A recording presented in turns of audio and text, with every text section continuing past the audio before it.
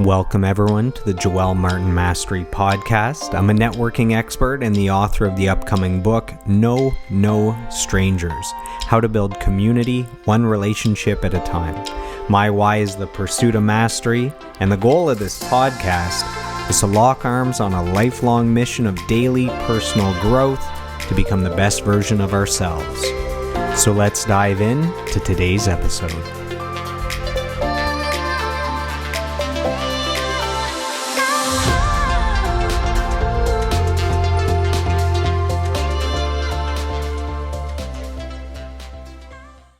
Welcome, everyone, to today's episode of the podcast. We are joined by a very special guest who has created some of my favorite music of all time. So he is the singer and guitarist for Postdata as well as Wintersleep.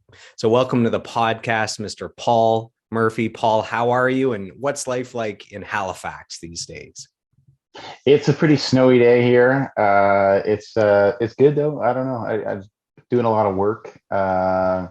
Just like a lot of like recording. There's not a lot of shows, as you know, happening, but definitely working a lot on on the next Postdata record right now.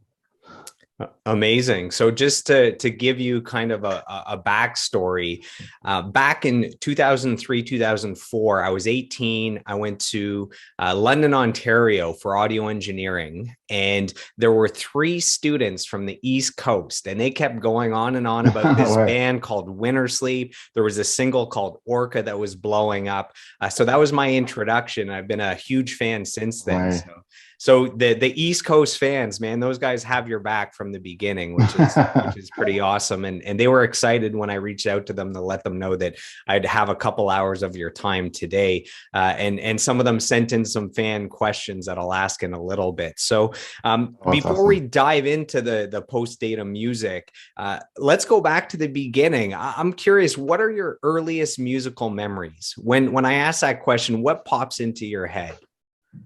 Yeah, I think probably my earliest musical memory where I was like aware of music being like amazing was going to the beach with my parents, like my family, and my dad would play Buddy Holly, and that was pretty cool experience. Just like lots of Buddy Holly, and just mostly actually just being in the car and going for drives with like my dad or my family, just going to different places, and just the music that he would have on, either whether it's classical music or Buddy Holly or something like Simon and Garfunkel. That would be probably my earliest memory, where you're kind of like aware that the music is like creating an emotion or creating a feeling. When you look back now, are you appreciative that your dad had good taste in music? Yeah, definitely. Definitely appreciative. Yeah. I mean, he also had probably some bad taste as well. Can you share any of the bad taste? I don't know. Yeah. What was I going to say? Yeah. The, what's it called? The guilty pleasures. We all have the guilty. I'm a big Taylor Swift fan, so I'll throw that out there. Little Tay-Tay, right. So your dad's off the hook. There we go.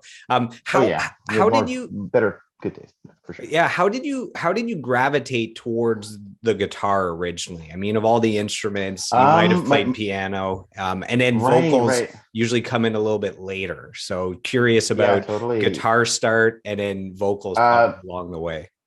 Yeah. My brother Jonathan brought home a classical guitar. So I would have been like 11 or 12, and he was playing that. And then he started being in bands. And I think that's when I became interested in figuring out what it was, but like, learning it. When he was gone, I would sneak into his room and play his guitar. And so I think it was pretty much, that was definitely the reason why I gravitated towards that. We had a piano as well, but it was kind of always out of tune, but I liked playing that as well, but I never took any formal lessons on that. But I always loved the sound of piano and like acoustic guitars.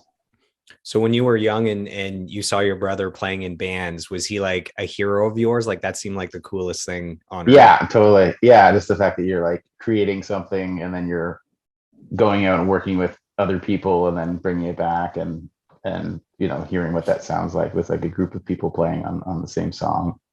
And yeah, it was definitely something that was like really mind blowing for sure. Where you're like, oh, you can actually develop this into something that sounds different, and yeah. So that you said that was Jonathan, correct?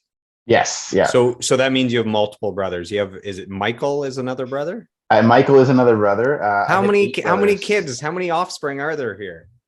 There's eight. There's eight Whoa. boys and one girl. Nine boys and one girl. So eight brothers and one sister Holy, is in my everyone musical? family. Is this a musical dynasty going on? Everyone, well, I don't know. Like I think that Kathleen, I think a few of them are more classically trained.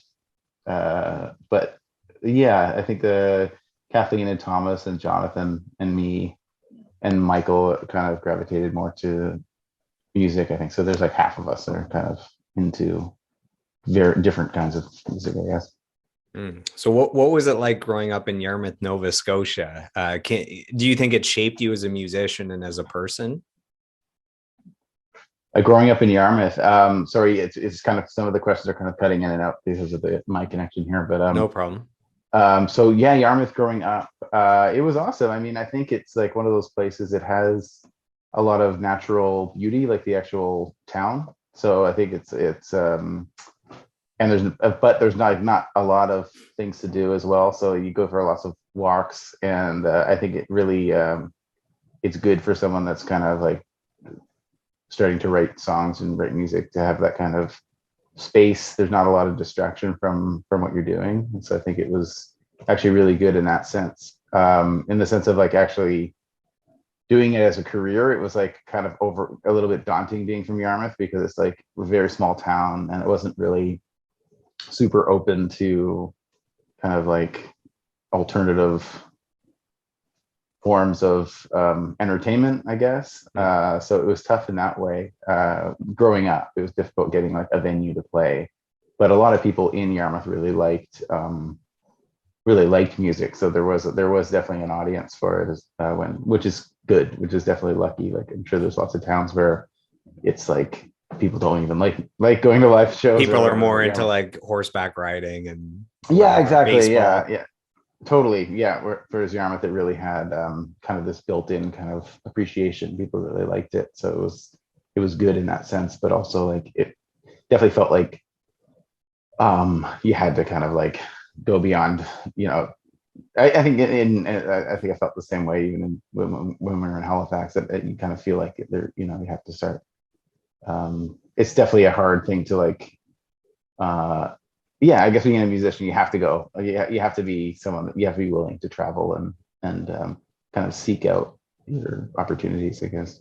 So when you mentioned that, growing up in Yarmouth, the outdoors, it triggered all these songs of yours that mention the outdoors and forests and mountains and water. So it's kind of cool that does show up in your music along the way, that influence. Oh yeah, totally. Yeah, definitely. I definitely going back to Yarmouth, I find it a really good place to write music, even now. Like I just go there for like a few weeks in the summer and work on stuff. It's definitely like a yeah, even now it's like a place where yeah, there's not a lot of distraction and it's a really nice place just to walk around, hang out. So when we were 16, iPods did not exist, but if they did exist, what music would we find on your iPod?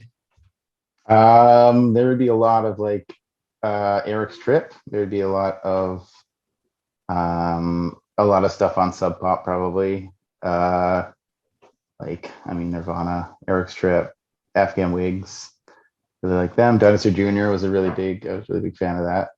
I think that would have been probably. I think I probably would have started liking the Deftones around then. The So I think early one of Deftones then, like the early Deftones. Adrenaline, Yeah, and is it Around the Fur the name of the album, or that's just one of the yeah. songs? I would have liked that as well. And yeah, I think I would have been pretty into that kind of alternative rock music, I guess, of that era. So Nothing out of the ordinary, I don't think. okay, and Uh, and did those artists you just named as being your favorite and being on your imaginary iPod. Would you say those are the biggest influences on your actual music as well, or did the influences come from elsewhere? Yeah, I don't know. I think there's definitely plays into, yeah, I think it would play definitely into my overall kind of aesthetic, I guess. But I like I love a lot of like classical music, and I think like kind of in my 20s, I kind of went back to kind of music like Roy Orbison and Buddy Holly and kind of older music that my dad probably would have liked as well. And yeah, a lot of classical stuff. So I think it's just like, but I think initially that was kind of what inspired me to like want to be in a band and do that and yeah. But I think over time you kind of you delve into different musical things kind of like pop up and interest you along the way. How early on did you know you had something special going on with music, where you thought, okay, I have something here that I can share with the world? Like, this can be my gift to the world to make the world a better place. Is there a memory of how early on you're like, I think I might have some talent, or you just didn't know and you just plowed forward? Yeah, I think that it was like not even necessarily knowing that I had talent or anything like that, but I just feel like it was just something where I kind of couldn't stop making up like couldn't stop making up songs. Like, you know, you have the kind of thing where you're just inspired by just writing songs and the kind of whatever the um what it would be like the just the creation process was a really exciting thing that I really loved. And also like, and once you take it into like a band setting, just that being able to create something with the group of people that has its own feeling that, so I think I don't know if I really felt I ever had more talent than anyone else. I just think it was like, it was more just like obsessive kind of like, oh, we're going to create this thing. And after you make up enough songs, you can make a record. And I think that's kind of the way that I sort of approached it. You mentioned that your brother Jonathan playing live kind of inspired you and got you excited. At what age did you start performing live? I would have been probably 15 or 16, I think, probably 16 would have been my first, no, 15. I think we played it wasn't a battle of the bands, but it was some kind of like winter carnival or something that was at our junior high school. So we started a band and played like one song there. One And so that song, would you have been give our the first people thing. the goods and you get out of there. You You leave get them wanting more. early. Here's we had a one song. I think it was like, There's I don't time for even know what one the song song and was one called. song only. Yeah, exactly. Here we are. Here's our tune. So I think we did that, and then that would have been our first. Yeah, that would have been our my first live performance. How was the response? People liked it. Yeah. Well, I think it was just like, what? I don't know. I think just I think that was I guess, and I guess people were just like interested in that people could play music. I don't know. Like, oh, they can actually play guitar. Crazy. I don't know. Hmm.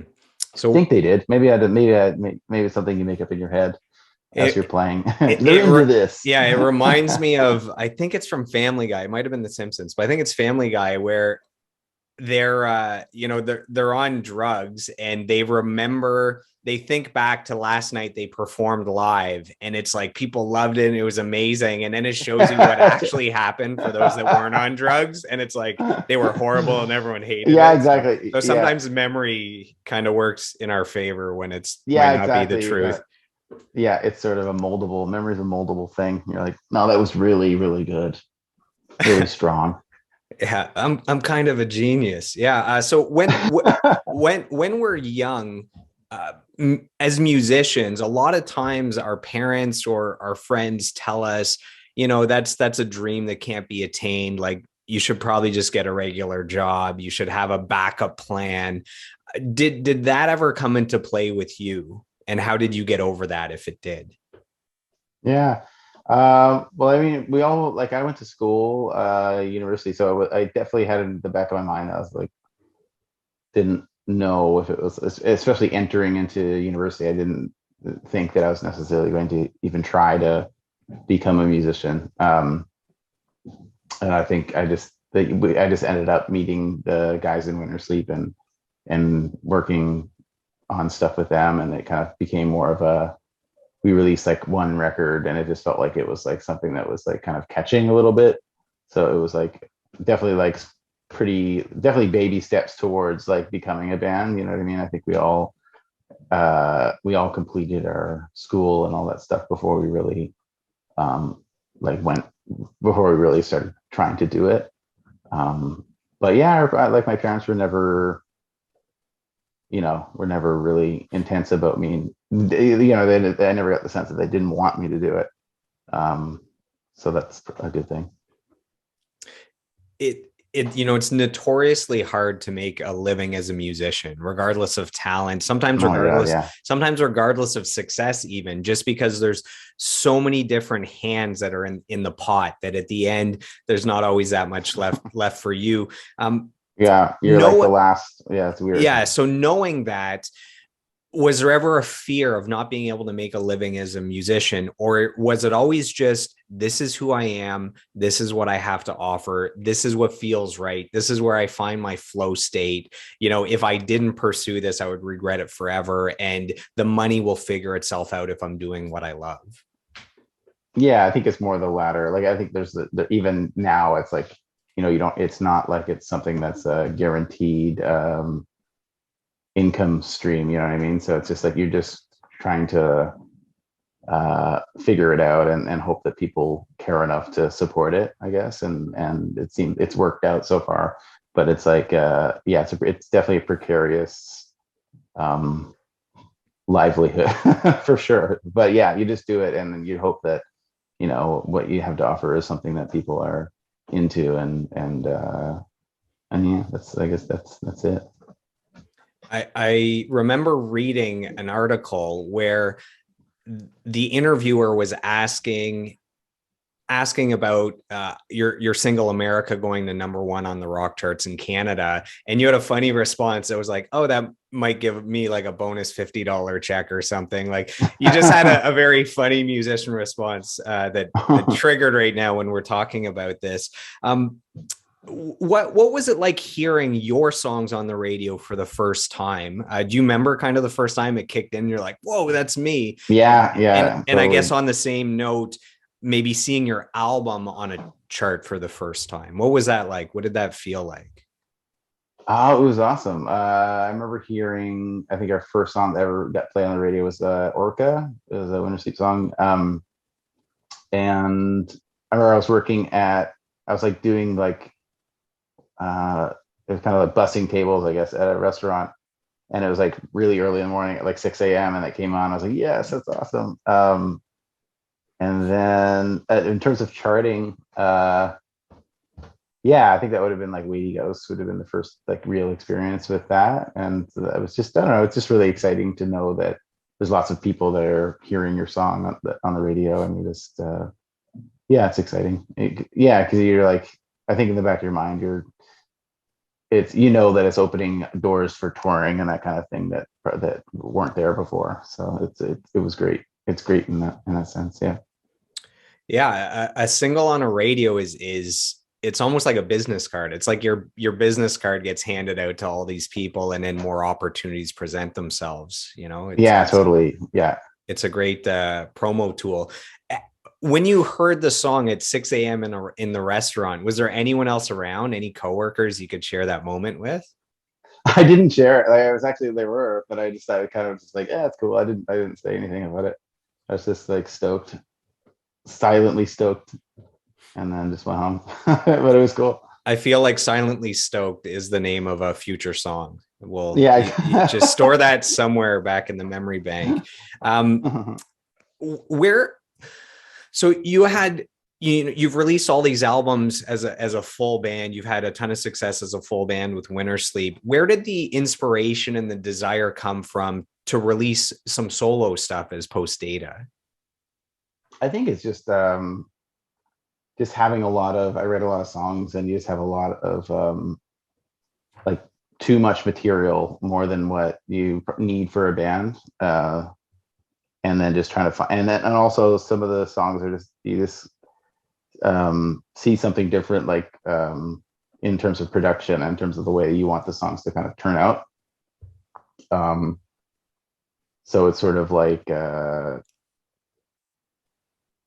I think it just mainly stems from just having like probably too much material, but it's all stuff that you want to put out, and just finding a place for it that's not necessarily like trying to make it all part of one thing, is like, because I think that can be kind of overwhelming when you're working with like different people, and in a band scenario you don't want to be like, well, here's my 70 songs that I have, let's do these. So it was like a little bit of that, but also just like feeling that it definitely had a different, like the first Postdata record, I really wanted to be kind of like acoustic and really kind of dreamy kind of feeling, whereas Wintersleep is, at that time, I guess still now, but was kind of more of a rock. It's kind of a rock band, so it felt like it was kind of a good thing to sort of figure out on my own. And it's also just nice. It is nice to figure out, like, to work on stuff on your own, just in terms of like, just so you're not getting into too much of a one formula or one kind of thing that you're always putting your songs through. I think it was nice in that sense, initially, just to kind of like challenge yourself to try to like produce something that's on your own that has a different feeling, I think. Did you feel a sense of freedom of, with Wintersleep, there's a specific sound. So it's a large sound. There's a lot of places you can play within that bubble. But there's still certain things that you probably can't do sonically, or genre specific with Wintersleep. Did you feel this freedom of, I could write anything, any style, any kind of sound, I can record it any way I want?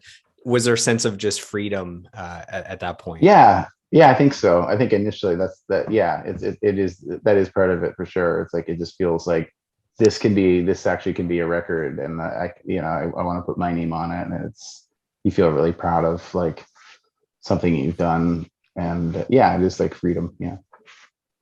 So we have our first fan question sent in here. So this is from Selge Menard, and he is wondering, how did you come up with the name Postdata? Does it have meaning, or is it just something that sounds cool? Because it does sound cool. And then the second part of the question is, where did you record your albums? And I think the answer is different for the 3 albums. Okay, yeah. So Postdata, I think I was working on a laptop, and it like turned off before I got to save anything, and then when I reopened it, it said all this stuff has been saved through Postdata. This is the Postdata of all the stuff you had been working on. So I just thought, I was like, that's kind of an awesome name, and it kind of connected to the idea of these songs being kind of not extraneous songs, but just like songs that were in the back of my head you're just kind of like putting out there. And I don't know, it just felt like it connected with the first record anyway. Yeah, so that's where the name came from. Yeah, it's funny because if you mention like, oh, I have 80 songs that don't kind of fit the Wintersleep mold, it's kind of like you have all this extra data that is up there that you got to get out. Yeah, totally. It's all this extra stuff that's like, yeah. So it definitely connected. And then the first record was recorded with my brother. I mean, we recorded it at my parents' house and at the place where we lived in Halifax. So it wasn't like there's no studios involved. It was just like on his laptop. The second record, Let's Be Wilderness, was recorded in Scotland and in Montreal. So yeah, at Tony Dugan's studio, and then Tony came to Montreal, and we completed it at a place called Mixart, which is right by where I used to live in Montreal. Great studio there.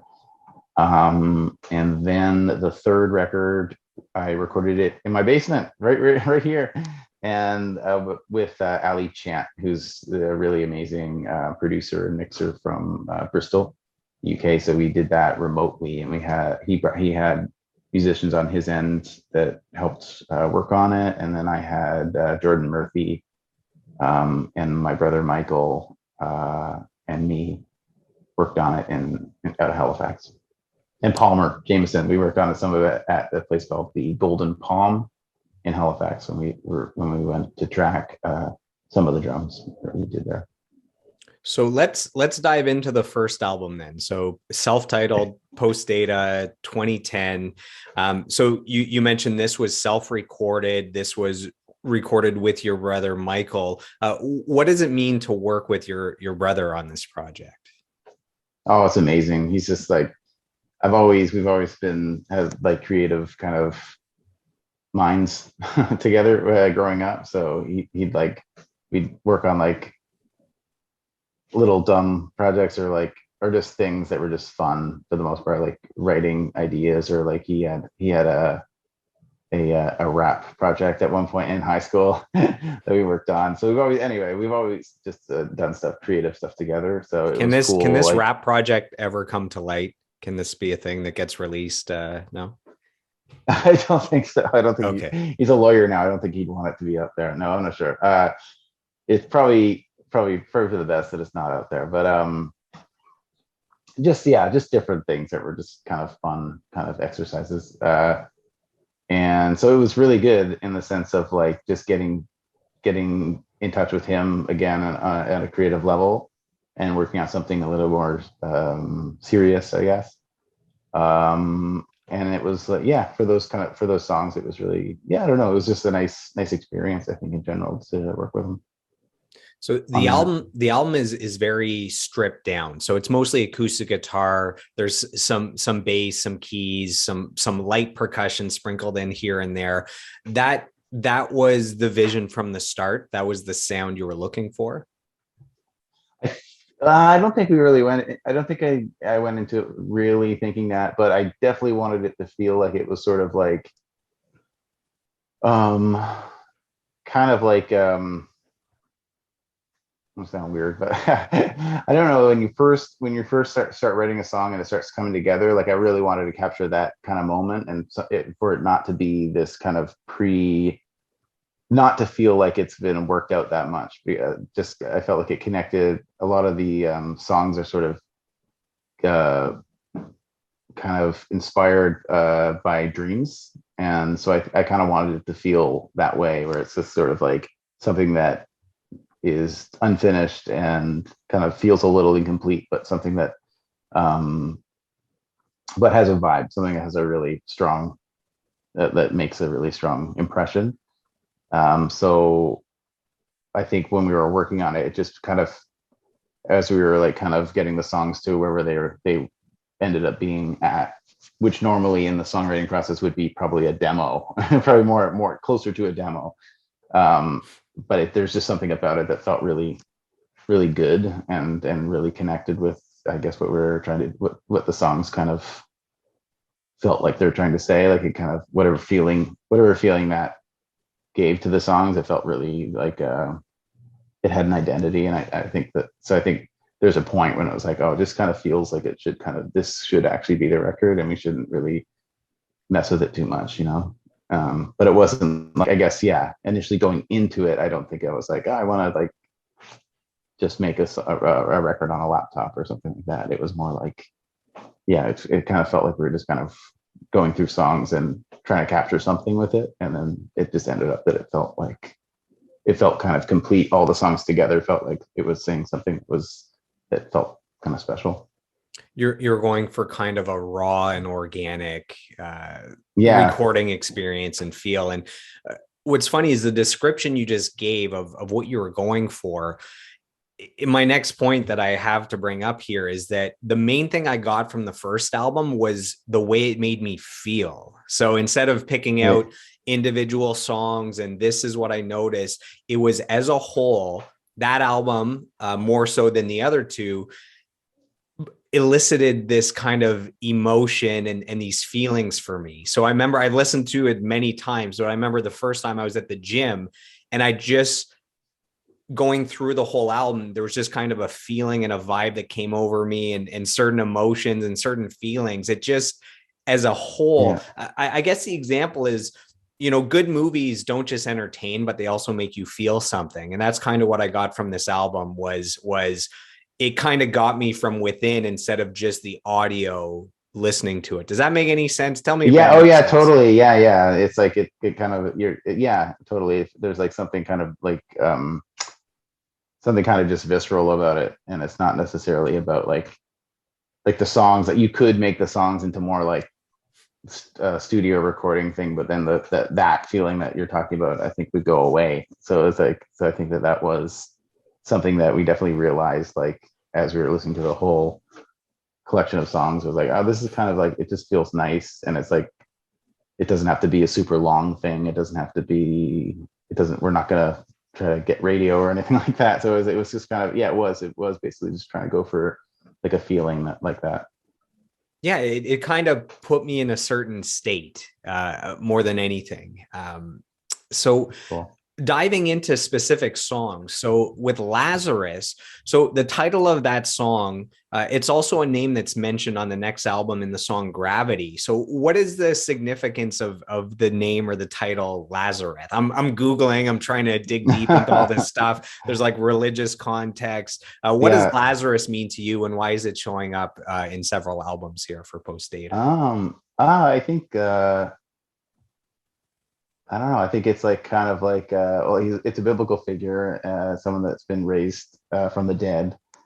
Um, I'm not sure what passage that is, but so I don't know. I think it's about. I think that the song. I mean, that record was kind of, my grandparents had recently passed away, so there's something that connected with, like, you're writing something and you're kind of talking to somebody from, like, kind of raising up someone that has died in song, I guess, and you're sort of meditating on that. So I think there was, but I'm not sure. Yeah, I think it just kind of, it also, there's just an element where it's like it's just a character. I don't know. I also think of like Sylvia Plath has a really great poem called Lady Lazarus, where she's and I'm a really big fan of hers. So I think it's just a name that kind of pops into your head when you're working on working out a melody that kind of fits as well.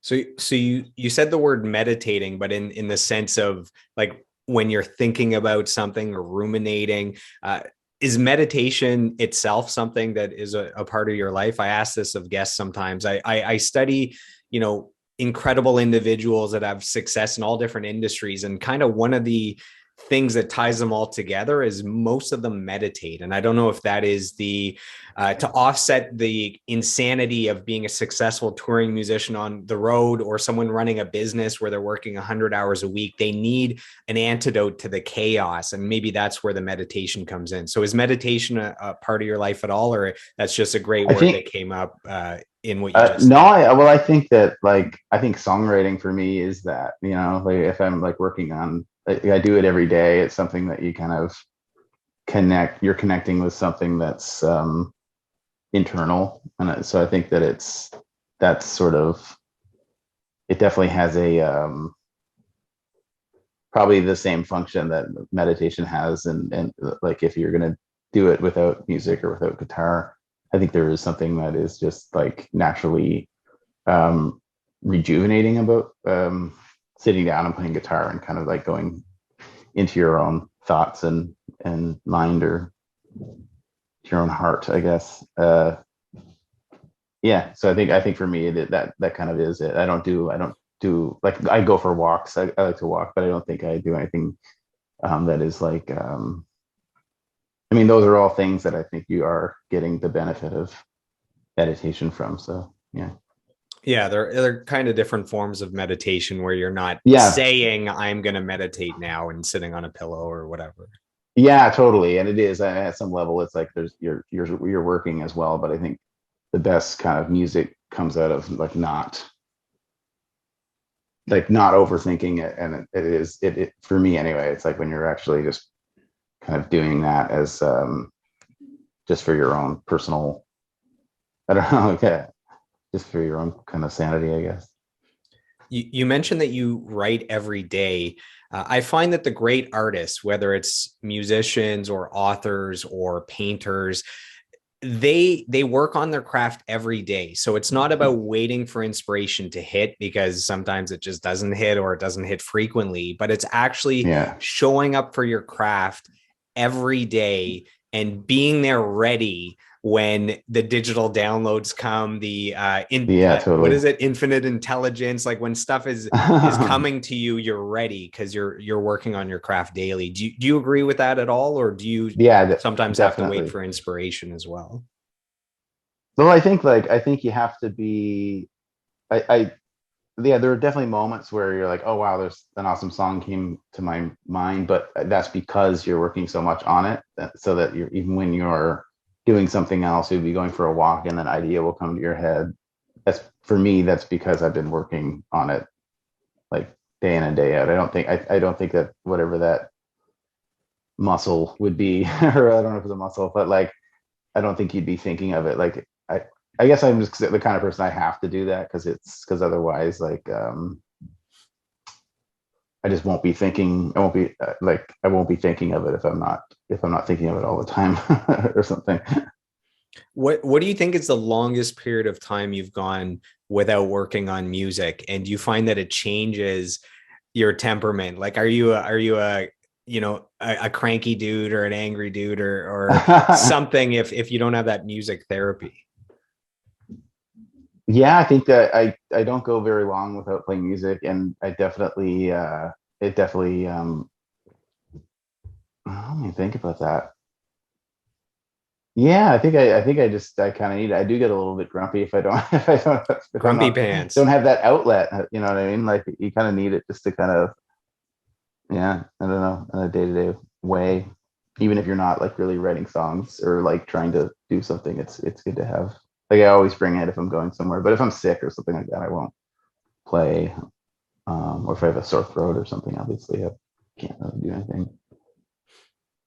I notice across your entire discography, so the full band stuff and the solo stuff, um, there's there are a lot of songs that have vocals that don't have lyrics. So it's humming and na na na's Right. and different things. And I'm just curious, do you well, number one, where does that come from? Like that's something that's unique to your music. And the other part of the question is, do you see those vocals as just another instrument? Like you could have had keyboards making those sounds or a guitar and you Yeah. chose vocals. So do you see vocals as another instrument that you can play with, or is it something else? I'm just curious about that part of the music and where that's from. Yeah. I think that sometimes, yeah, it could, you're right. It could be, it could almost be any instrument. Um, a lot of times you'll have just like a melody idea, and sometimes words will feel good, and but sometimes they'll distract from I don't know, if you're not saying something that sometimes is like a little less like it's if it's not saying something, then you're thinking about what the actual words of the previous line. Oh, one second. Okay, don't know what's It's going okay. on You're here. gonna you're gonna get a text or a phone call every Sorry, I now got and some then, other. and it'll take I, over the screen. That's fine. That's fine, Paul. yeah, I No just got a worries. call. Yeah, no. Anyway, so yeah, sometimes it's just like you'll have a melody, and it could be on another instrument, or it could be like a vocal blended with something underneath it, just for a sound thing, and you don't necessarily want to contribute to the the word, whatever is happening with the words. I guess I don't know how to say that, but that sometimes it's just you're just trying to create an emotion or a feeling, and that's enough, and you don't have to necessarily have lyrics all over the place. So one of the songs that I love on the first album is Paranoid Clusters. So I just love the sound of that song. So there's like a tasty guitar riff, picking in there, the keys that are kind of laying this foundation of sound, the choir like backups that come in. What are the beginning stages of that song? Was it you had that guitar part first and built around that? Yeah, I think it was just that. Yeah, the guitar line first, and then the vocal, and then the everything else is more just like production stuff that we did when we were just to kind of fill it out. The harmony stuff was me and Michael and Connor, just my other brother Connor, just throwing some harmonies down. But yeah, that was just kept it pretty bare, but it was started around like that kind of picking part. Yeah. in the song Eclipse, there's a line that says, "Are you in outer space?" That's what the doctors say. And hearing that between your vocal delivery, the sound of the song, it's kind of haunting for some reason for me. And I'm just wondering, is that, you as a child that is always daydreaming in outer space and people are telling you to come back to reality? Where does that line come from? I think it's like I think that's a line where you're I think I was imagining like talking to my grandfather, and uh and I think it's like I guess it can be a lot of different meanings though, but I think it's just that like you're trying to speak to somebody, and that maybe can't speak to you at that time, or can't isn't totally with it, I guess. And you're trying to imagine what they're saying, or what they're thinking about, and then yeah, I think that was kind of the start of that line. And I think it's also like, but I think, yeah, it could be with anybody. It could be like just the idea of like what goes on in someone's mind when, yeah, as what goes on in other people's minds when you're if you're trying to think of what someone's thinking, and you can, yeah. Another song on the album is Tobias Gray. So I'm curious, who is Tobias Gray? A Google search brings up a journalist. So I don't know if you're talking about a journalist. It's also your most played song from this album on Spotify. And so Cool. why do you think this is the most played song? Why the attention went to this song on the album? I don't know. I think I'm not sure. I think that it maybe has like there's a gravity to that song. It has kind of like there's a story, kind of a narrative in the song that maybe feels more standalone-ish. I guess it feels more like, yeah. Maybe that's one of the songs that feels, that one in Paranoid Clusters, like feel like we were mentioning earlier, where we were creating a record that kind of had a feeling across the whole thing.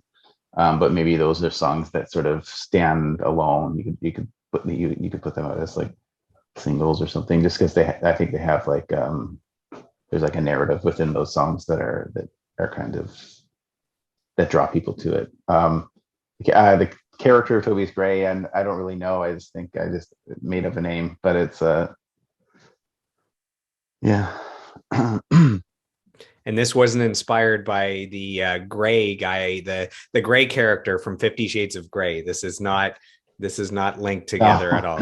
So before that movie came out, anyway, Oh, that's I true. didn't That does know about predate 50 it. Shades of Grey. I think it's just like the idea of like maybe the name comes from the idea of like grayness, or like the idea of like yeah, how like Charles Dickens will have like different characters that have names that they delineate their character with their names. I think it's kind of more of that, just like a character kind of profile or something. Like Walter White on Breaking Bad. So there you go. Yeah, exactly. Yeah, definitely. Is that song Tobias, or however you say it, Tobias Gray? Is that song in an alternate tuning, like drop D or something? It sounds like there's some low notes that aren't in a regular tuning. Yeah, I believe that it's in like so the A string is tuned to G, and the low E string is tuned to C. Okay, well that makes sense. So another song is Drift. Now there's this tasty banjo playing on the song Drift. So who's playing banjo on that song?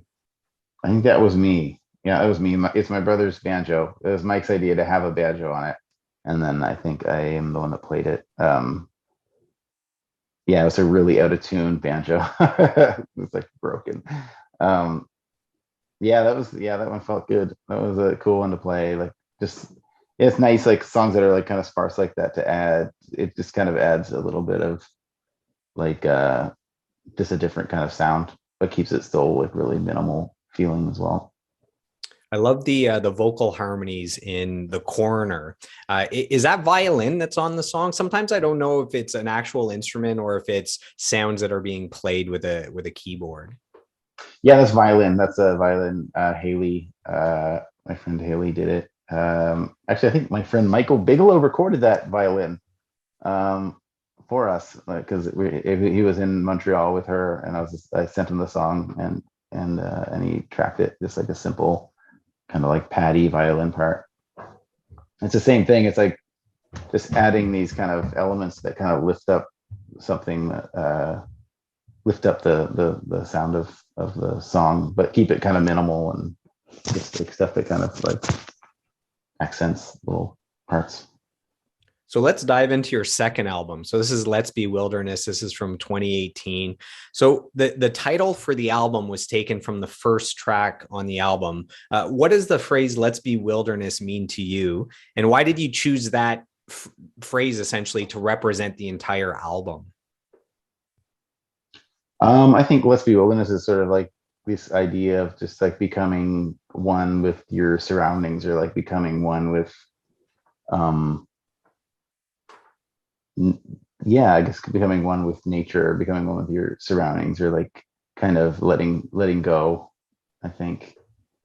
Um yeah, I think that's kind of the what it sort of means to me. And I think with this, in terms of the whole record, I guess it just felt like that song felt really important for the record, and just that idea of just like it just kind of for me kind of conjures up something pretty like kind of a warm feeling that also feels kind of mysterious and kind of inviting, but mysterious. And I think it's kind of that's music should kind of feel like that, I guess. And yeah, so I don't know, it felt like just a good title. So in a world where a lot of music sounds the same, your music is unique. How important is that to you to not just sound like every other band or every other song that's out there? I think one of your strengths is creating this atmosphere and these haunting melodies that at the same time are also beautiful. How important is that unique sound to you, and how do you kind of cultivate something unique? Right. Oh, it's really, I think it's just like, I think that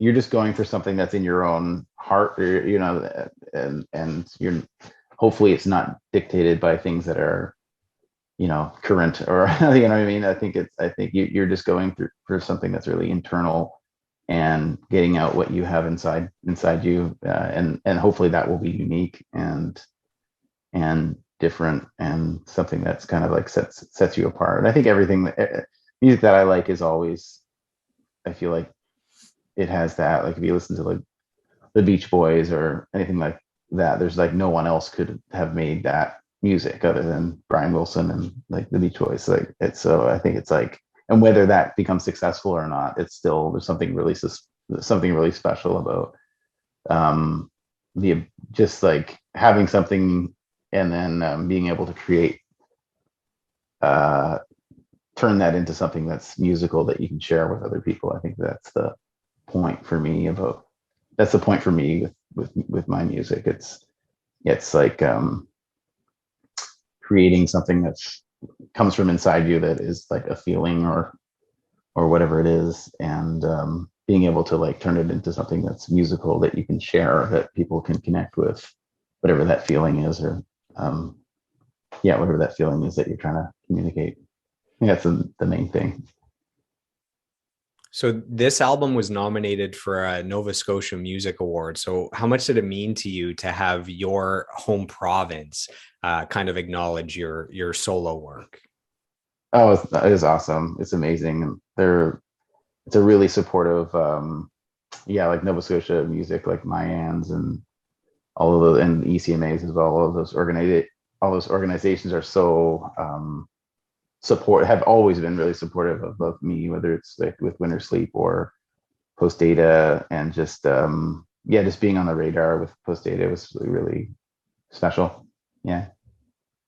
So the album kicks off with the song Wilderness, and I find that it's a great opening song because it tells you this is going to be a different album than the first one. It's more, the album is more fleshed out. There's it feels like there's more musicians, kind of a bigger sound. Was that something, having completed the first album in 2010, going into this album in 2018, did you consciously decide, okay, that was one thing more solo acoustic, this one I want to flesh out and see what that sounds like? Yeah, I think so. Like, I think the other one had a feeling to it, and it really fit like the ideas of the songs and it to make it like that. And this one, it definitely felt like there was like kind of more fully kind of thought out songs that felt like they needed more arrangement and more to them. But I really love the collaborative element of like working with Michael on that first record. So I think something I wanted to take into the Let's Be Wilderness was that element of like working with friends that, um, I think working on music, it gives you a chance to kind of hang out with people that maybe you wouldn't be hanging out with. You kind of need to create a space to do that. And that was like, so the initial first few songs that we did off that record, I was in Germany, and I just wanted to hang out with Grant and Andy and Tony. It was just like, it just worked out that everyone was available, and I was just kind of like, okay, well, maybe we can just like make some songs together. Like, I have a few songs that I wanted to work out. So I kind of took that, at least that kind of collaborative, or the collaborative element of the first record, just where you're kind of like making a point to like, meet up with people and hang out and work on something with friends. But yeah, they felt like the songs themselves were definitely felt like they were more kind of developed and had a lot of like string arrangement ideas in my head, and just like, so it did feel like it was kind of a bigger production was required for it. The song Black Cloud, so that is actually the most played Postdata song, period. It's closing in on 500,000 plays on Spotify, and maybe the numbers are different on YouTube or Apple Music, but on Spotify, that is the go-to Postdata song. It's kind of like an alternative dance song. You can dance to it, as you can see in the music video that you filmed. What's the story behind that video? Of having a dancer, and it has like a retro vibe to the video. What's kind of the story of the video that represents that song? Right. So that was my friend Brittany. Shout out to Brittany. Yeah, she's amazing. And Karaz was the director of it. So I've been trying to work with Brittany for a while, and like we've been trying to work together on something for a long time, and I think that song just kind of resonated with her. And so her and Karaz, I'm not sure who had the idea of it, but I think the choreography was all Brittany. But they came up with the concept of it, and they shot it themselves, and then they kind of like took it upon themselves to just make that video for that song, and then they sent it to me, and I was like, oh my god, it's so nuts. But it was something that, like I wanted to do something with Brittany for a really long time, and that they're just like, they are a creative powerhouse. Like, yeah, it was nuts. It's really kind of a surprise. They just sent it to me and were like, if you want to use this, you can, for the video. Wow. So they were just proactive. They just went and made it happen and delivered a product that you essentially couldn't say no to, because it was done. It was so awesome. good. It was just so good. Like, they had an idea that they're like, well, would you be interested in using this video if we shot this video? And I was like, yeah, whatever you guys do, like, I'm sure it's going to be great. And then, but then they was really proactive. Like, I had pretty much nothing to do with that video. It was definitely nothing to do with it. They just did it themselves and then sent it to me, and it was awesome. Like, I knew I wanted to do something with Brittany, and she's an amazing dancer, and so but that's all I knew, and they did the whole video themselves, and yeah, it's amazing. And the way they shot it, just the way it looked, it's just really phenomenal video. Do you know what city it was shot in? Montreal. Oh, that was Montreal. So Yeah. there are lots of scenes where she's dancing and there's like a ton of people around in public. There's pedestrians. Were the pedestrians in on it, or those are like natural reactions of people around there? Those are natural reactions. So I think I think they did it all just kind of like live. Actually, yeah, Brittany's awesome. She also came, we were playing a show in New York City, and like her and like 15 friends that were all dancers came to the show, and they did this crazy dance like that they had choreographed and worked out beforehand without telling us what was happening. They just did it in the middle of the audience. It's like really crazy um, choreographed dance with like 15 people like all doing crazy stuff. It was like so fun. So she kind of does that. She likes the element of surprise. She'll get you. That's funny. Yeah. So the lyrics, the big black cloud, does that represent like depression and mental health and all those things? And is that something that you've struggled with at some points in your life? With the pandemic, it's like, I've had struggles with that as an extrovert that's normally out doing events with people, having people over. Just being locked in alone for 2 years is not good for me, not good for a lot of people. So just curious, when I'm listening to the lyrics, to me, I thought maybe that could represent depression or mental health. Yeah, I think it definitely could. Like, for sure. I think when I was making it, yeah, I think it does. I think there's a lot. Like, I don't want to like put too much interpretation into the songs, like because I think that there's things can mean a lot of different things. But like, I just wanted that to be, yeah, this just for that to feel, I don't know, like, I was trying to word it in a good way. Yeah, I don't know. I think, yeah, I think that it's like, I kind of like the idea of it being something that it can represent mental health, but I also thought that it was something that was kind of like, sort of like a story driven thing, like something that is also just like a character, like kind of like I think initially the line came from, I think I had a dream where I felt like I was in like a cloud, and then I just thought it would be cool to have the idea of this physical thing entering a building and leaving. And I think that's where the initial like idea of the lyric came. I don't know if I was initially thinking of it being a metaphor for mental health, but it definitely can be that. Sorry, I keep talking too much right now. I gotta stop. That's all. That's why we're here. Saying We want to hear you talk. We got the fans that are tuning anything. in. They want the inside scoop. Now, uh, at different points over the years, when you get asked about the meaning of specific songs, do you, just like your answer now, do you worry about giving away exactly what that song means to you and exactly what it means?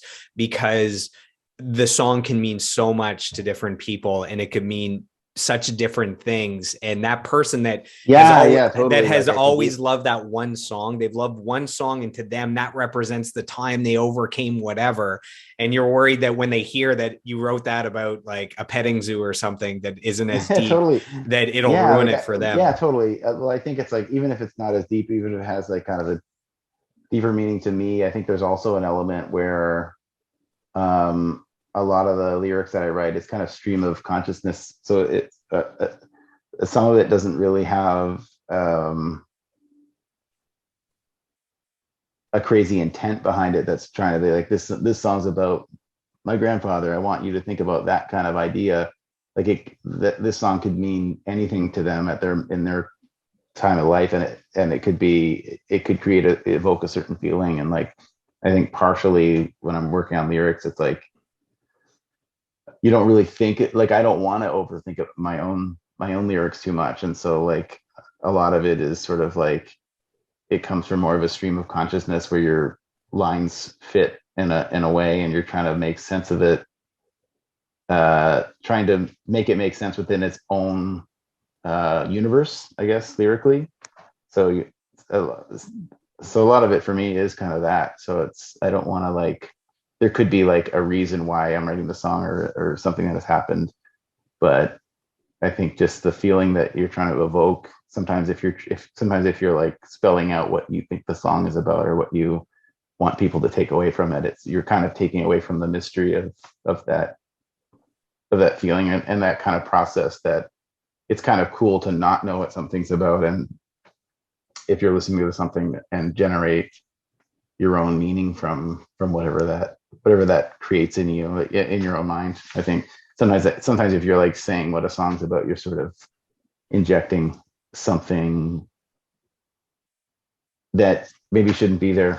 I guess. And when someone's Kind of listening like a to it, magician giving away his trick like or I don't something. really care what Radiohead songs are about, or like, whatever the intended messaging is behind a song. Like I think the most important thing when I'm listening to a song is like when I first hear it, and the feelings, I guess, that I'm getting from it. So I think sometimes, I guess that's what I worry about when I kind of stumble over answers or like stumble over like the meanings of songs and stuff. Mm. So you're kind of injecting something that someone maybe, wouldn't be thinking, or changes the meaning for different people. You brought up Radiohead, and I've always wondered if Radiohead is an influence for the full band music, just because of some of the effects that are on the guitars sometimes have a kind of a Radiohead influence, and I was wondering if that's where that came from. Well, they're definitely a really big.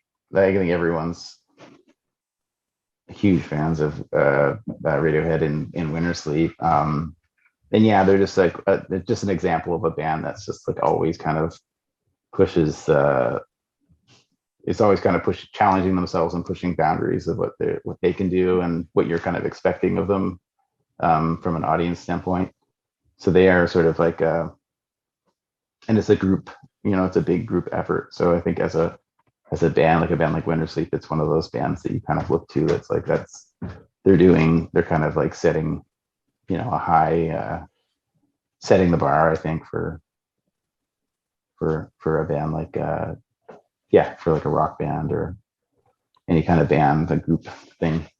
Isn't it unbelievable how many all-time great albums that one band has put out? I mean, the Bends and OK Computer and In Rainbows and Kid A. Like, isn't it insane that one band can produce so many all-time great albums? Yeah, and they all sound so different from each other. And it's like, but it also all sounds like the same band. Like it's very, yeah, it's a huge achievement. It's nuts.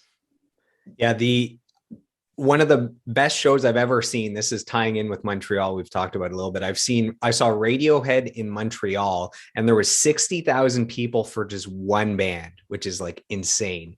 And that was that was around OK Computer. It was the tour for OK Computer, and it was, Whoa, oh my gosh, that's been nuts. That'd been insane. yeah. Yeah, I saw them. I saw them. It was like so rainy that it was like, and it was so there's so many people that it was like a weird event. It was like, where was it? It was wherever Oceaga's held, but it was just like super rainy, and it was like very hard to hear what was going on. And that was like the only time I've ever gotten a chance to see them. But I remember just being like, oh my God, it doesn't seem, because there's so many people there. It's just like, it doesn't seem like we're even watching them. Like it's so far away. But that's amazing. That'd have been awesome to see him on OK Computer. And my brother saw them in Rome. Like they were like, it was just outside of Rome, where he said that they were like, I think Low opened for them, and Low was playing that Canada song as they were entering the Coliseum, as my brothers were entering the Coliseum, and then Radiohead played. That would have been nuts to see him there. But yeah, I need to see him more. So we have another fan question. So this is sent in by Sean Smith, and this ties in with the Black Cloud video. So you've covered this a little bit, but there's a second part to this question. So he says, I love the music video for Black Cloud. It seems to be a bit of a departure from some of the other music videos you've produced. Now we know why, right? It says, I'm curious where this idea came from and how it came together. So you've answered that part. The second part is, what are the odds that we see another album from Carrie or a song or two at a live show someday. So I guess it's, Oh my well, you God. can dive into Carrie because we kind of wrapped up the music video for Black Cloud. Sure, sure.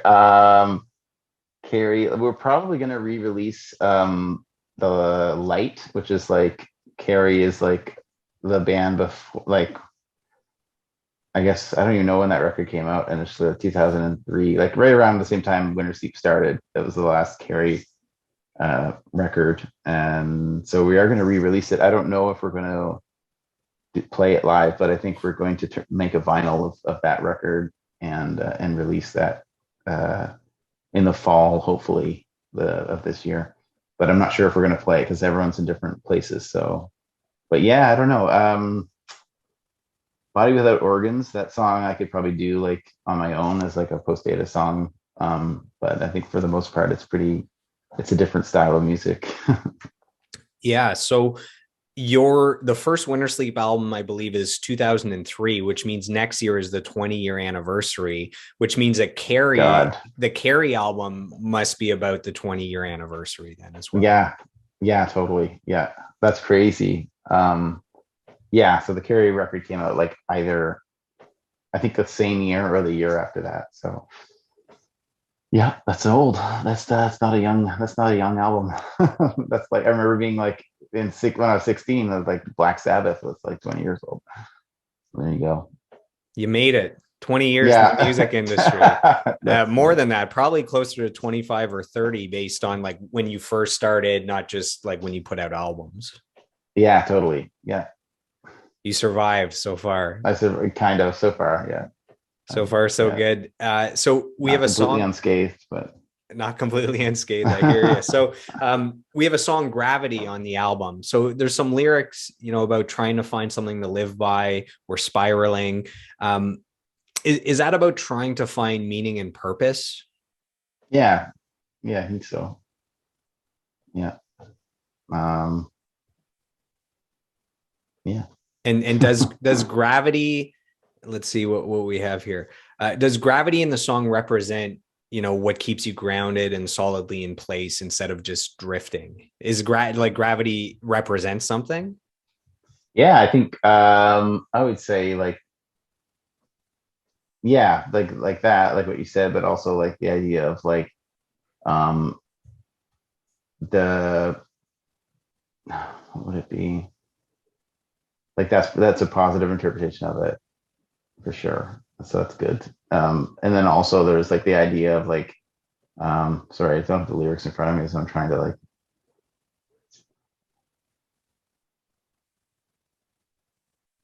yeah, I think there's yeah, I think that's a good way to think about it. There's also like if you think about just the gravity of just like your everyday life. So it's like you have to kind of keep going, I guess. Hmm. Am I making you think too hard about what these songs mean when maybe they don't mean these things at all? No, they do. No, they do. I just think like when I don't have the lyrics in front of me, I should have the lyrics. I'm not used to being asked about like specific lyrics that often, which is it's good that you ask. But like when I can't see the lyrics in front of me, it's harder to like put it into context of like what it Yeah. means. Well, you have a lot of songs over your discography, so to not, know every single word on the spot is totally acceptable. Um, you talked about, there's a lot of stuff with dreams going on with the different songs. So the song Pasture, you have this reoccurring dream about walking through a yellow pasture. So I'm thinking that with the chaotic life as a touring musician, that maybe that represents slowing down. But then there's another part of the song where it's like as you're going through this pasture, there's like a bird of prey above, there's like a body or something in the distance you can't identify. Yeah. So it's like the yin and the yang, the positive and the negative, the chaos and the order all in one. And I don't even know what my question is. What do you think all of this means in this reoccurring dream? What does this represent to you? I don't know. I think sometimes I'll have like an idea that's like yeah, like I said, the black cloud also is also an image from a dream, but it's like you'll have an idea and then you kind of like see where it goes, and it kind of goes into more of a, probably more of a fictional territory. Um,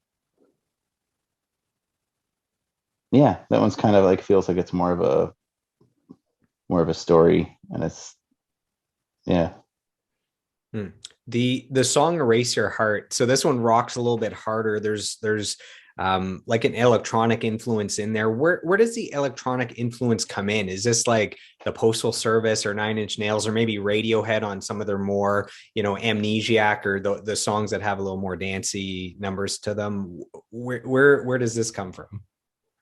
Yeah, I think when I'm like working on demoing stuff, I'll usually work a lot just on my computer, and so a lot of it's like you'll have something just to kind of get into, like creating a mood where you're just trying to get into the song. So you'll have like kind of like a reverby drum part, but sometimes it like has a good feeling, so you carry it into the actual recording and kind of work around it. Like that record, there's a lot of stuff like that where it's like I'm demoing something and then I'll bring in everything that I was, all the stuff that I had going while I was doing the vocal track or whatever, and you kind of bring it into the recording, and people are playing around off of that as well. And it's initially intended as something that kind of a mood setter or a vibe kind of thing for the song, where you really want the song to be like live performance.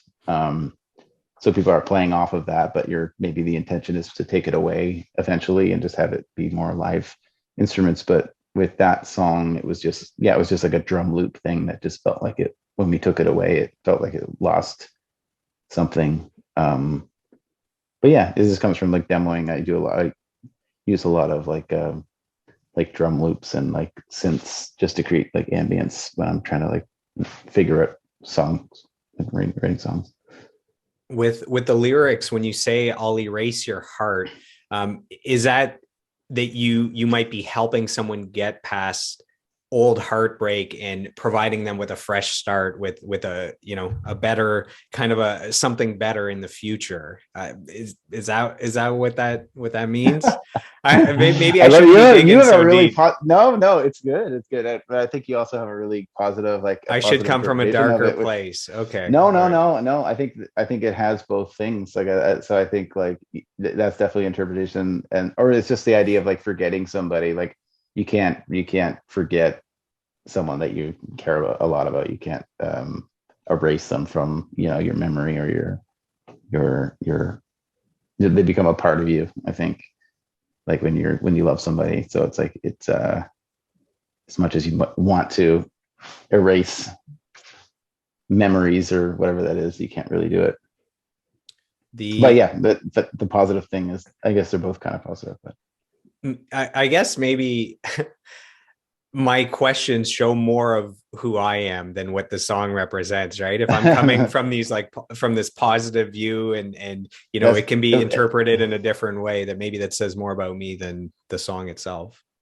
well, that's but it's in the song. I think that's what I'm trying to get at, I guess, with the earlier thing I'm saying. It's like, yeah, like I like when people find like a positive thing about the songs. I think about the song so much that you end up I end up coming away with sometimes with like, oh, that has like two different meanings. Like it could be a negative interpretation, or it could feel negative, or it could feel positive. But I'm glad that you're getting the positive elements out of it, because hopefully that's what, in the end, you're creating joy and you're creating a positive feeling. The song Evil has kind of a country vibe to it, and I'm curious if you're a country fan, and if so, do you have any favorite country artists? Willie Nelson, I'm a huge Willie Nelson fan. I like Hank Williams a lot. Like kind of old. I like You older, like old old school school country. I country? like Karen Dalton, and yeah, just old school stuff. I like Shania Twain. She's not old. She's No. young, new, And um, beautiful and awesome. and beautiful and awesome. Yeah, so I love her. So yeah, I love that Taylor Swift. You mentioned her. She's not really country anymore, but Mm. she's cool. Um, yeah, so I like lots of different styles. Alan Jackson. I like Alan Jackson. He's all right, you know? Daddy Let Me Drive. That's a good Yeah. song. Yeah. So I don't know, but yeah. Anyway, I like a lot of different styles of music, and that one kind of feels good to go there sometimes when you have songs like that. Evil.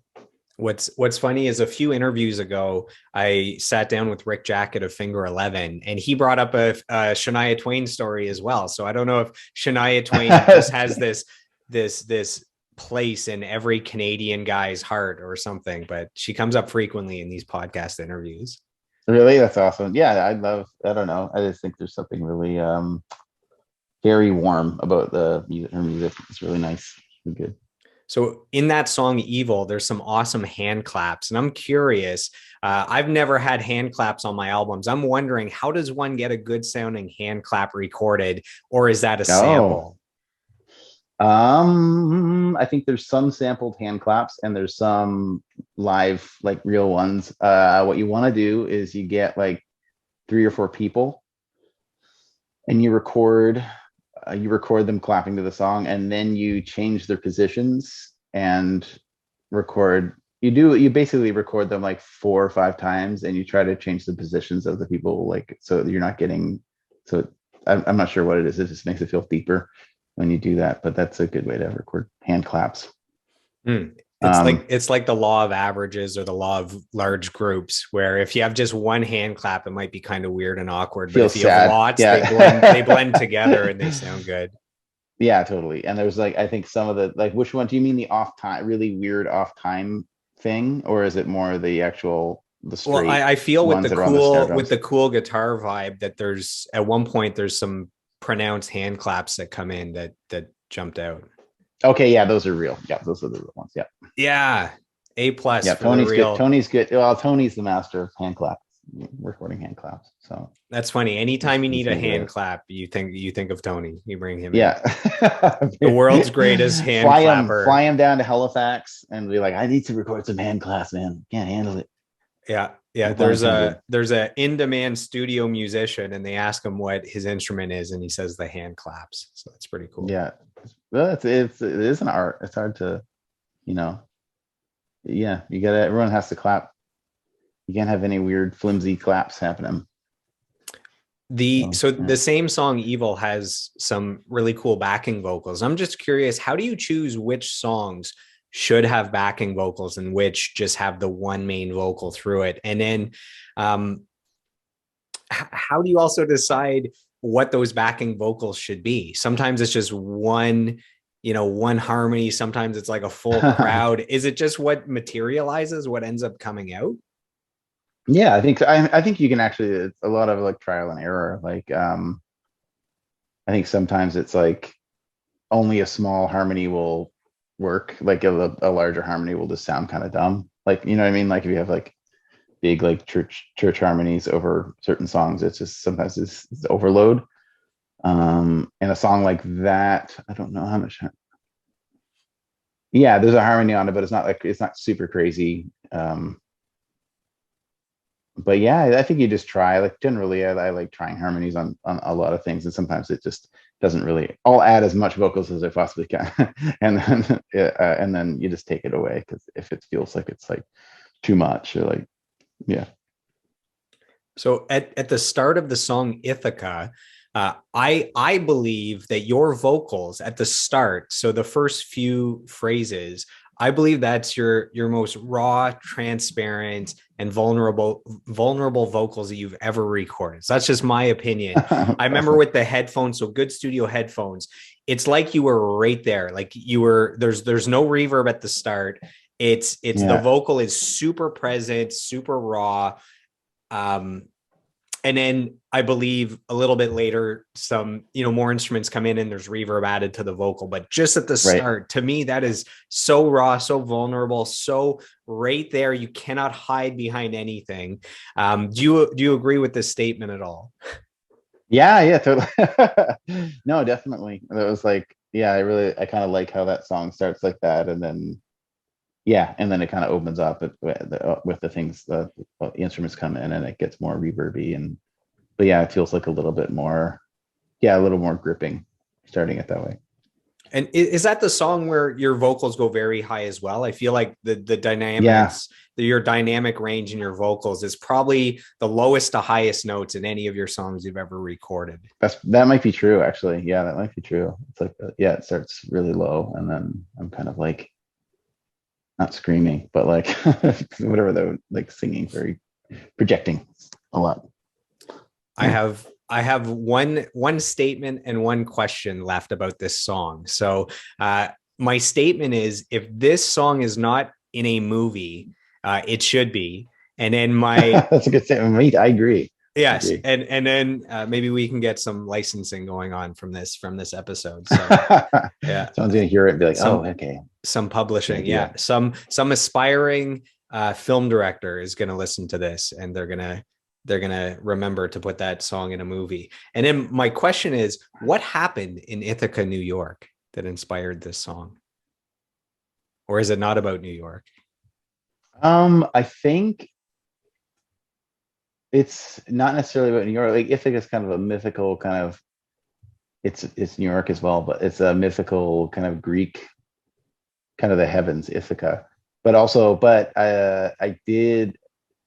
I think I was in New York with Ithaca as well, and I do think of this song when I have a memory of being in Ithaca and being like, it was like on summer vacation and just walking, and for some reason, I mean, just because the song's called Ithaca, that's probably why I think of it. Um, yeah, I remember being in high school, or no, I was like 20, and I went with my family and just on a trip and just walking around. So I do place Ithaca, New York, in this song as well.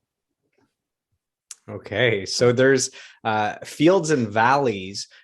Speaking of soundtracks, I think that the ending that has the whistling should be in a Western. So if Clint Eastwood is listening and he's ever making more Westerns, I think that Fields and Valleys should be in there. Yeah, you do, Clint.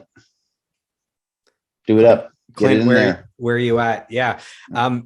I find that your vocal delivery, I think it's in the second chorus or the second verse, has kind of a Neil Young vibe. Are you a fan of Neil Young? Is that an influence at all? Oh I yeah, won't it's ask huge you about influence. the Spotify stuff that's going on. I'll keep you out of that controversy. You don't have to Oh touch right, on yeah, that. But yeah. are you a fan of Neil Young and his I'm a music? huge fan. Yeah, I love Neil Young. Yeah, that's another. I would say like those are two like when you were talking about Wintersleep, Radiohead and Neil Young are probably like major Wintersleep influences. Yeah, I love them. I love everything. So we just spent about a half hour on that second album. Let's dive into the new album, which is Okay. what's most fresh to you and probably what you're most excited about. So the album Twin Flames is from 2021. So this is a pandemic album. You had lots of time to write for this one and probably some inspiration. So coming out of the gate, it got a great review in Mojo magazine. So it says proof that inventive, envelope pushing indie rock hasn't disappeared off the map just yet. 4 out of 5 stars. What does it mean to you to get good reviews? Is it nice? Does it not matter what critics think? No, it's nice. I mean, it's nice. It's like someone that loves music. Most music writers are really big music fans. So to get like something written that about your record that's like that from a magazine like that, it's special. It's really nice for sure. So the album offers hope and warmth. Is that kind of what the world seems to need now during this isolation and lockdown? Is this album exactly what the world needed in 2021? The world needs it every year, but yeah, I think it's just like one of those things where I think you're trying to, maybe through like writing the record, I was trying to give myself that feeling, and hopefully that came out. And does it for other people as well. Would you say this is your most vulnerable record yet? I think that it sort of I don't know. It's hard to say. I'd like to think that all of the records have a vulnerability to them. At certain I guess I'm stages, like asking because of, there's lots of love songs and usually that's more personal. I guess that's where I'm coming from with that question. right. Oh, yeah, there are a lot. I guess there are a lot of love songs on it. Um,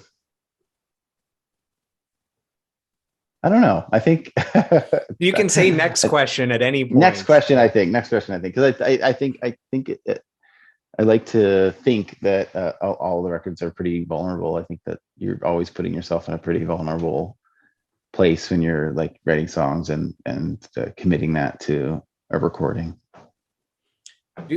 So this is a question about kind of the craft of songwriting. Do your songs tend to always come together in the same order? And what I mean by that is some people write lyrics first and then they get a vocal melody and then they figure out the music that goes to that. A lot of people as guitarists were always fiddling around on the guitar and you come up with a cool riff or some cool chords, and then you get a vocal melody for that, and then you fit lyrics into that vocal melody. So I'm just curious for you, is it always the same thing, or sometimes you get a vocal thing, sometimes you get a guitar thing, sometimes you have lyrics or a song idea and they come in different ways?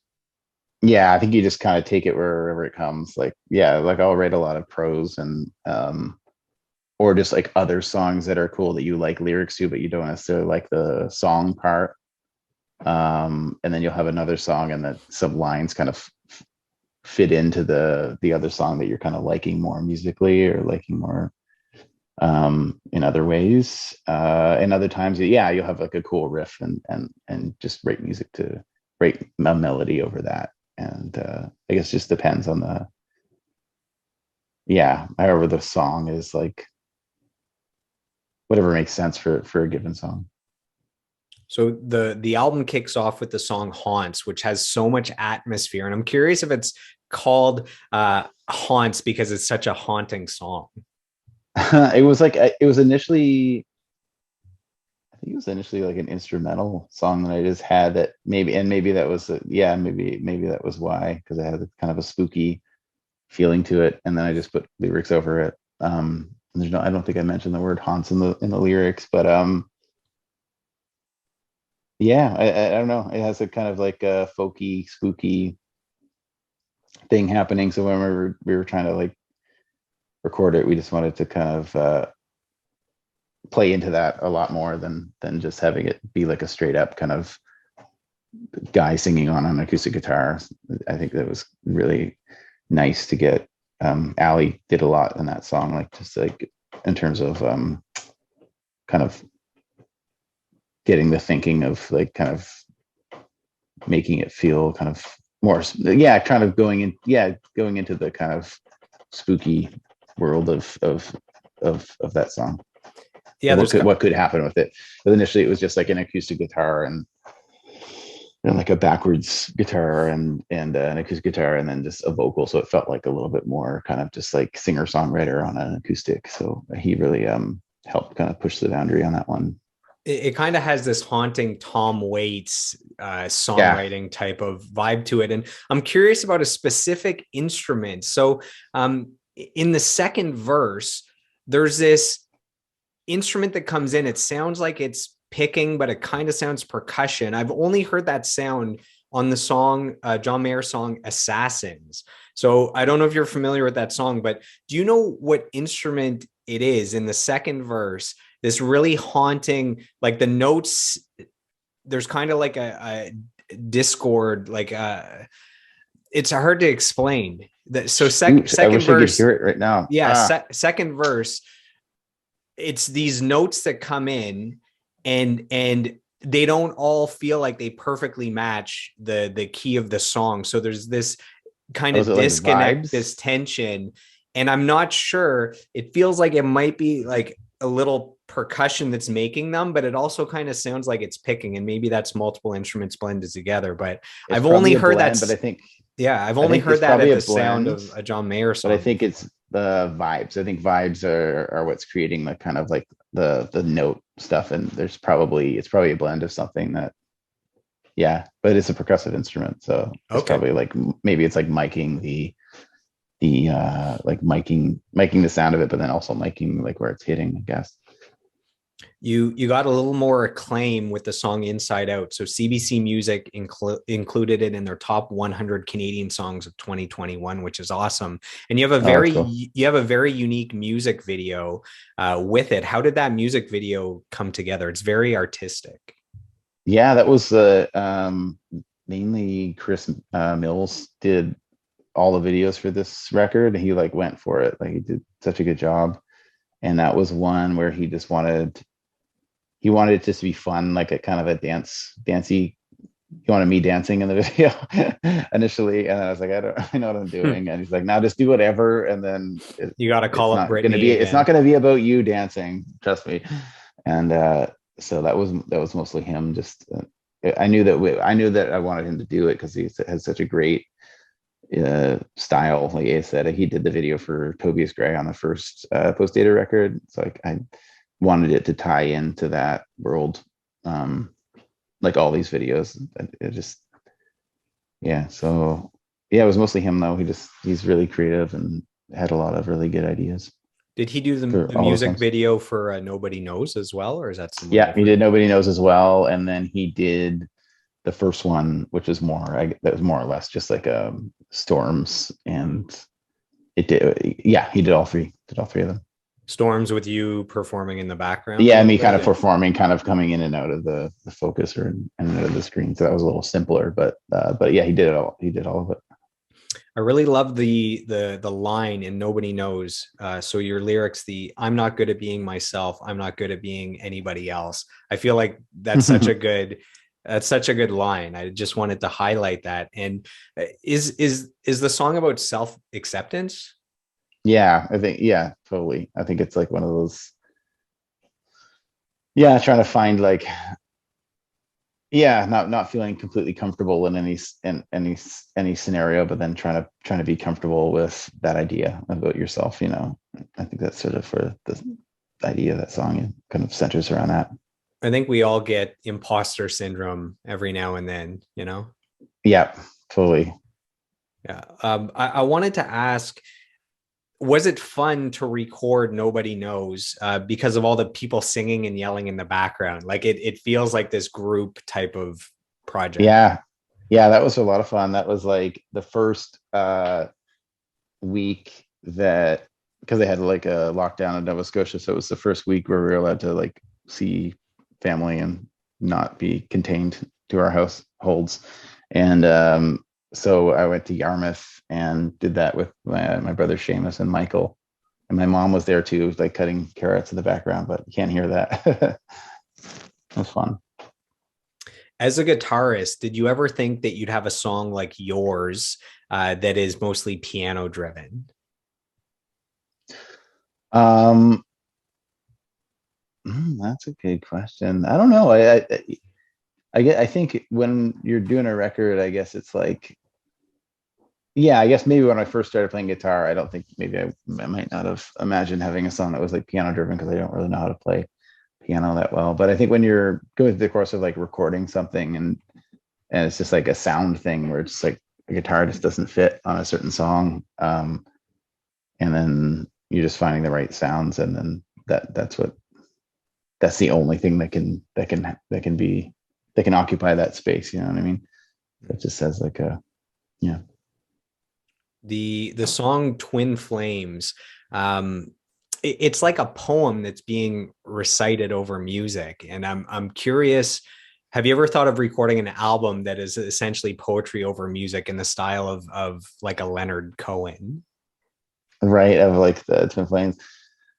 Um, no, I've never thought I never thought of doing that.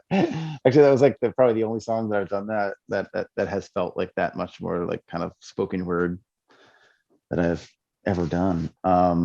It just felt like it kind of connected to that sort of song. I don't know. But yeah, I don't think I'll make a recording of poems,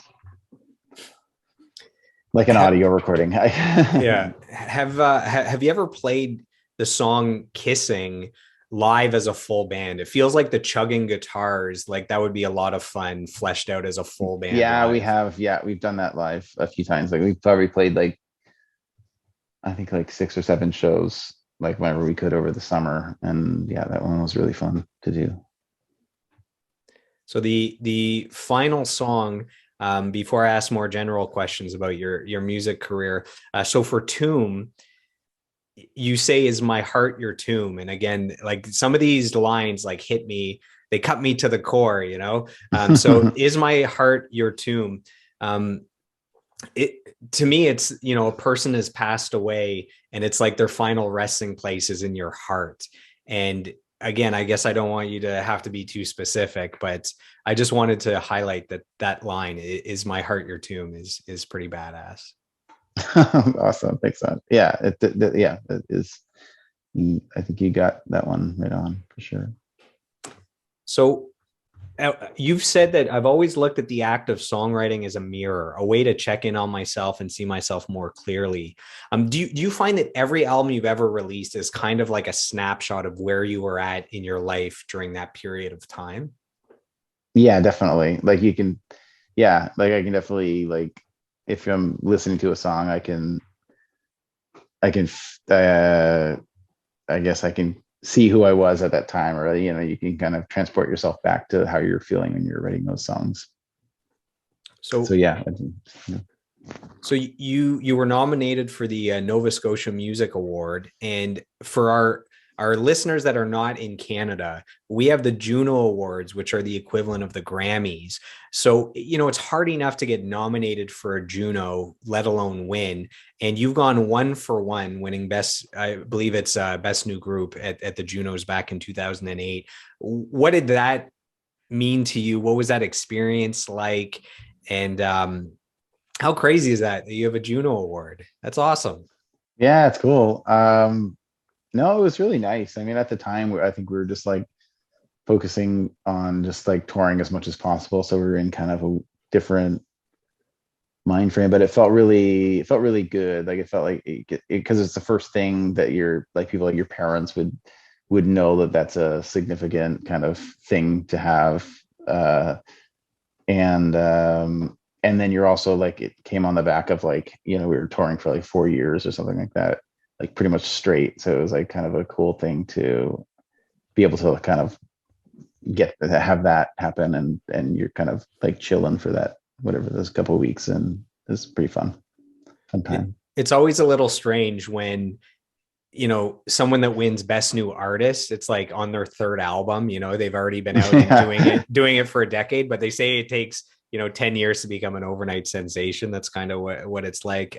yeah, We for real. Yeah, we mentioned before, you know, you've now been a professional musician for 25, 30 years. We're not exactly sure at this point. What do you attribute your longevity to, and how do you actually keep your career fun after all these years and not just burn out and get tired of it?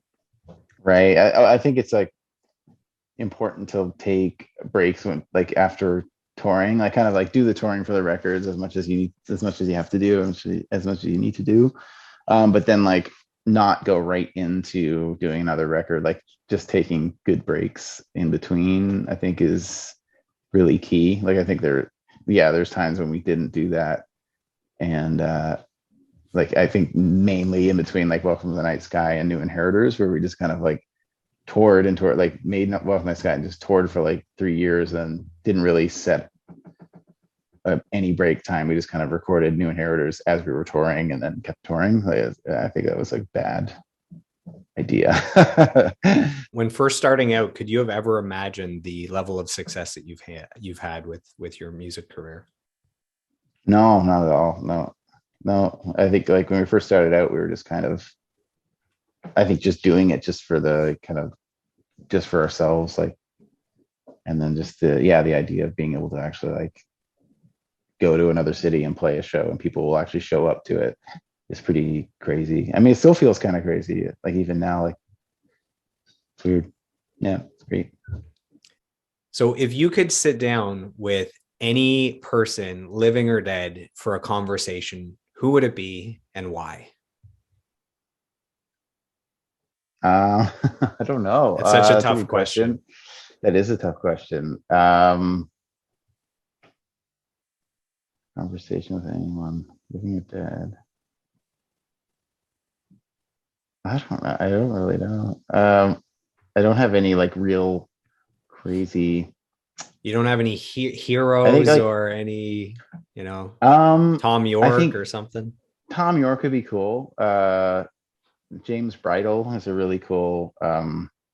I'd want someone that was living probably because Just so it's it not might be a so little bit too awkward. creepy. Yeah, it'd be Yeah. awkward if they're dead.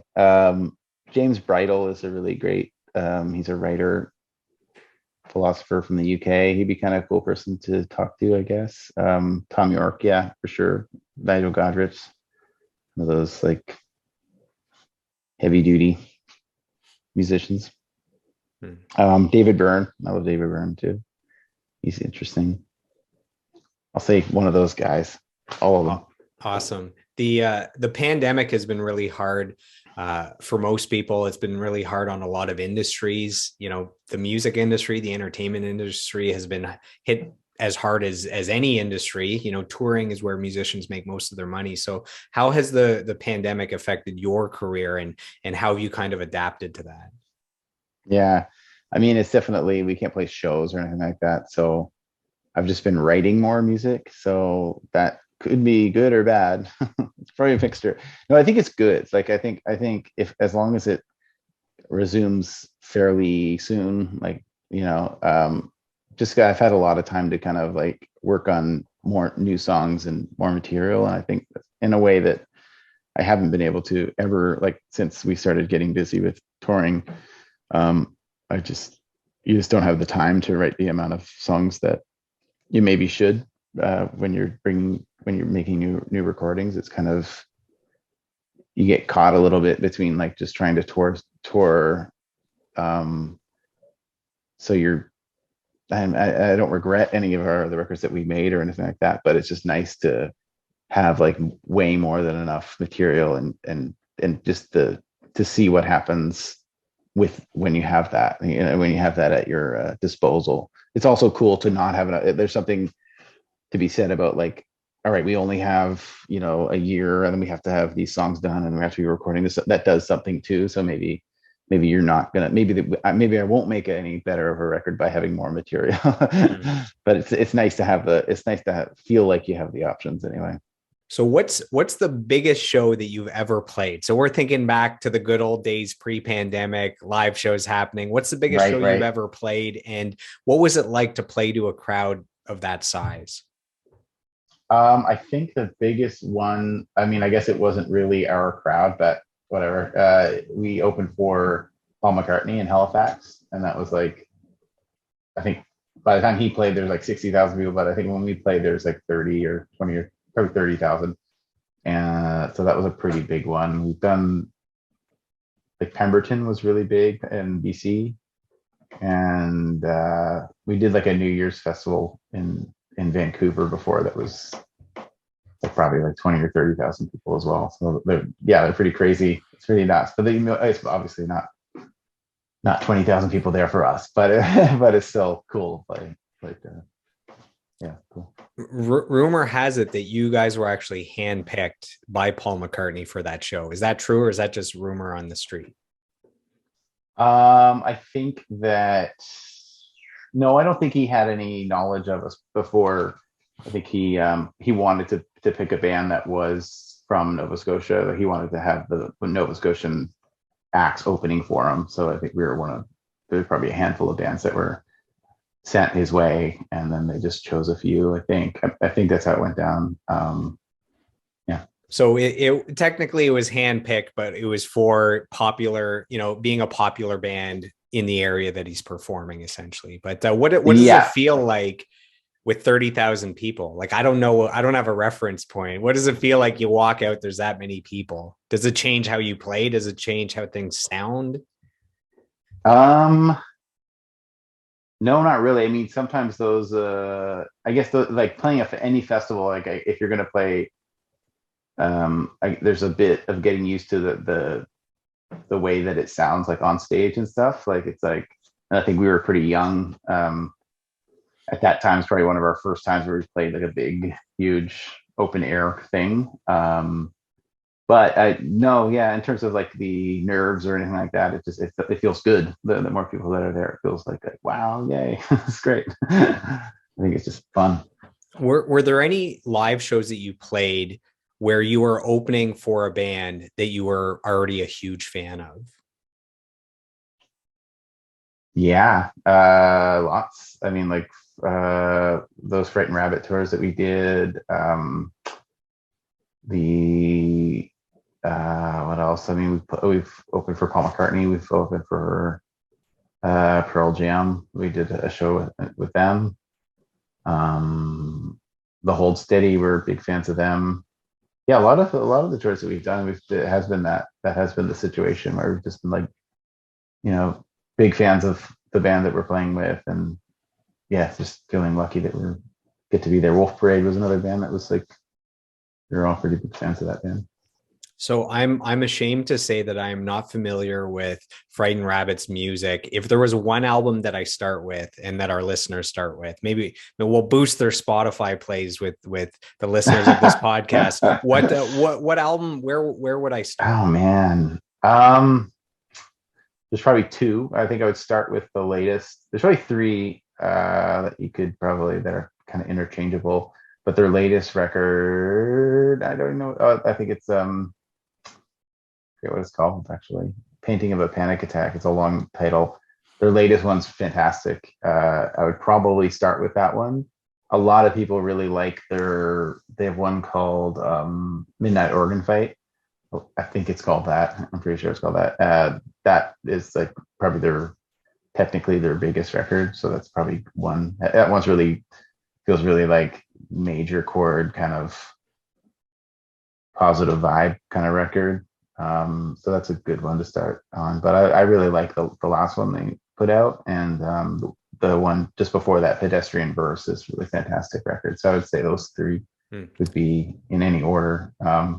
His Scott's vocal is really amazing on the latest one. But yeah, there's something. I mean, I would say that those are the three ones that I would probably point you to.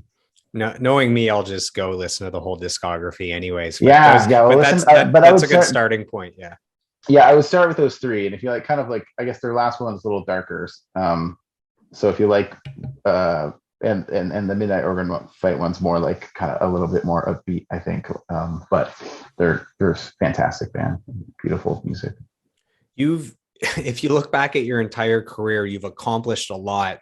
Lots of fans, like cult following, mainstream breakthrough, number one singles, Juno, all that stuff. That's an incredible career, an incredible resume. Do you still have some dreams, some musical dreams that have still not been attained that would mean a lot to you that you're still working towards? I think just like being able to tour. I mean, after this pandemic, just being able to tour regularly again, and maybe trying to tour as much as possible in different places. Like we've never really toured a lot in the States. That would be like really nice to tour a lot over there, and just to continue. But for the most part, just to be able to continue to make records and be able to like play live and get back playing festivals. I think that maybe that's a good first step.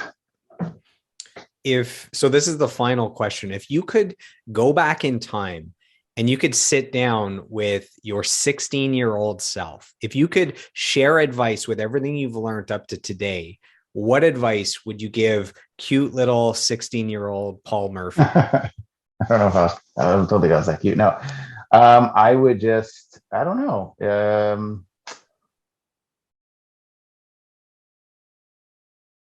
I don't know. I don't really know. I would probably just tell them to stick with it. I'm not sure. That's all good. That's good advice. Just stick with it. As a musician, you need that perseverance for sure.